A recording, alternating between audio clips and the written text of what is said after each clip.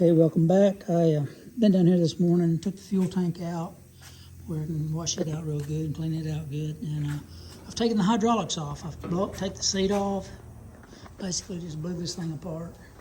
There's all the hydraulic parts, the tank and seat and everything.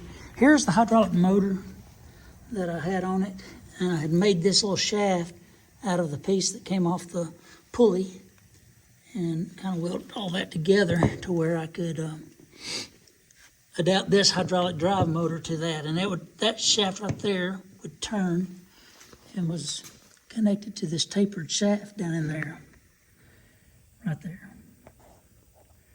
And so I've either got to try to come up with another one of the original pulleys and try to run it off of belts, which would require, some configuration where it comes over and turns up under there.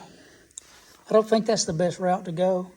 I'm going to study on this thing a little while longer and try to figure out what I want to try to do. But now you can see what I've got. You can see what I've done, and I know it's not the best idea. And all this stuff with a lift, see, I would have to try to, if I use the bull drive rear end, that rear end is over there. If I use that rear end, then somehow I'm still going to have to do this. I'm still going to have this rear section right here for these rear plows or any other.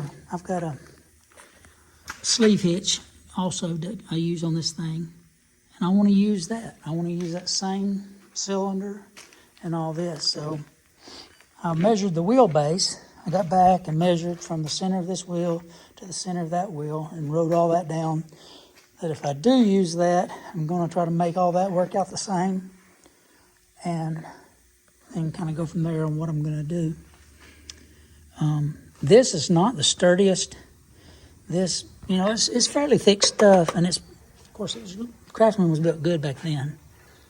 And it's pretty sturdy stuff, but I know that that's just an accident waiting to happen, that thing will break. If you look at the size of these output shafts and how huge they are, it's a big difference in what I was using there. And I believe this wheel stud pattern from the old Craftsman, I believe it's the same as that. I believe I can put my spacers on this right here and go from there.